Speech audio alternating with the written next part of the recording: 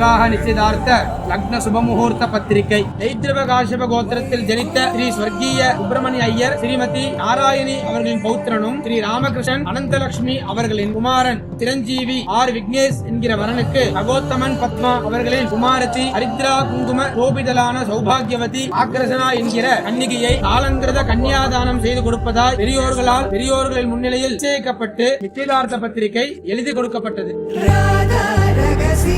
மதுரை மடியினில் ராதா ரகசியம், மதுரை மடியினில் ராதா ரகசியம், காதல் கண்ண